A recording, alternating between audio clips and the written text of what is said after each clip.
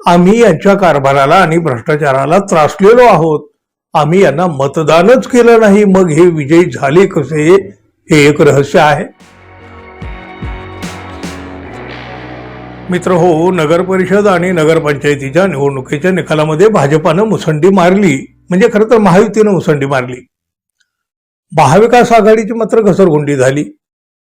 राज्यामध्ये भाजप हा म्हणजे सगळ्यात मोठा पक्ष, पुन्हा एकदा मोठा पक्ष ठरला. भाजपानं 120 नगर परिषद आणि नगरपंचायतीवर सत्ता मिळवली. त्यापाठोपाठ शिंदे गटानं 57 आणि राष्ट्रवादी काँग्रेस अजित पवार गटानं 37 ठिकाणी विजय मिळवला. 288 पैकी नगराध्यक्ष पदाच्या एकूण 207 जागावर महायुती विजयी झाली.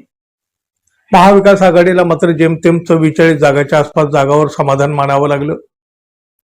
महायुतीच्या या विजयावर विरोधकाकडून मोठ्या प्रमाणात टीका केली जाते, म्हणजे पैसा, सत्तेचा म्हणजे यंत्रणांचा गैरवापर वगैरे वगैरे. आणि अशातच सामनाच्या अग्रलेखातून भाजपा आणि महायुतीच्या या विजयावर मोठं प्रश्नचिन्ह उपस्थित केलंय. अहो, हे जिंकले तरी कसे, असा सवाल सामनानं उपस्थित केलाय.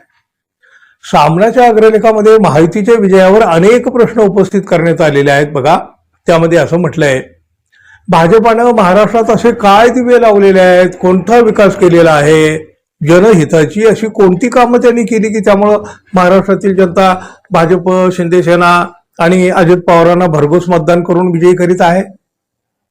अर्थात हीच जनता पुन्हा निकालानंतर उघडपणे सांगते, आम्ही यांच्या कारभाराला आणि भ्रष्टाचाराला त्रासलेलो आहोत. आम्ही यांना मतदानच केलं नाही, मग हे विजयी झाले कसे, हे एक रहस्य आहे. विधानसभा निवडणुकीतही जनतेनं हाच प्रश्न केला आणि आता नगरपालिका निवडणुकीत सुद्धा याच प्रश्नाचं उत्तर जनता शोधत आहे. यांना मतं दिली कुणी, यांना विजयी केलं कुणी? पैशांनीच हे विजय विकत घेतले जाणार असतील तर या महाराष्ट्राची आन बान शान धुळीला मिळाली आहे आणि शिवरायांचा महाराष्ट्र अदानी शहांच्या पैशांचा लाचार बनून सरपटताना दिसत आहे. हे चित्र देशासाठी धोकादायक आहे. निवडणुकीत पैशाची उधळण केल्याचाच आरोप सुद्धा सामनाच्या या अग्रलेखामधून करण्यात आलेला आहे. सध्या देशातील कोणत्याही निवडणुका म्हणजे पैशाचा धुराळा उडवणारा खेळ झालेला आहे. जो पैशाचा धुराळा उडवेल तो निवडणुकीच्या मैदानामध्ये टिकेल.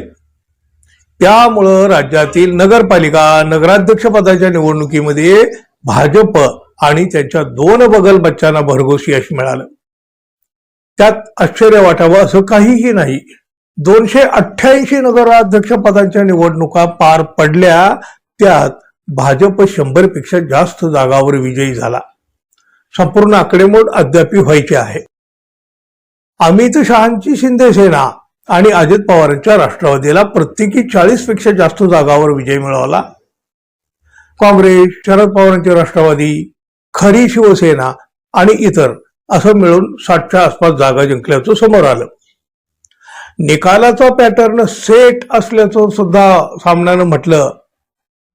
या अग्रलेखात म्हटलंय, असंच चित्र विधानसभा निवडणुकीच्या निकालावेळी सुद्धा दिसलेलं होतं आणि तेव्हा सुद्धा भाजप 132, शिंदे गट 57 आणि अजित पवारचे राष्ट्रवादी 41 अशाच जागा त्यांना मिळालेल्या होत्या. म्हणजे निवडणूक बदलली तरी निकालाचा पॅटर्न सेटच केलेला होता. त्या सेटिंग प्रमाणेच नगरपालिका आणि नगराध्यक्ष पदाच्या निवडणुकीचे निर्णय लागले. खरं म्हणजे या निवडणुकामध्ये खरी लढत सत्ताधारी आणि विरोधकामध्ये नव्हतीच. सत्ताधारी 3 पक्षात स्पर्धा आणि लढाईला रंग जडलेला होता. भाजप विरुद्ध शिंदे गट आणि अजित पवार यांच्यात मुकाबला झाला. हा मुकाबला पैसा आणि सत्तेच्या जोर जबरदस्तीचा होता, हे आता पुराव्यानिशी उघड झालं, असं सामनानं म्हटलंय. मित्रांनो, सामनाच्या या अग्रलेखातील विचाराशी, त्यांनी केलेल्या आरोपाशी, त्यांच्या तक्रारीशी तुम्ही सहमत आहात का? जरूर सांगा. धन्यवाद. पुन्हा भेटू. नमस्कार.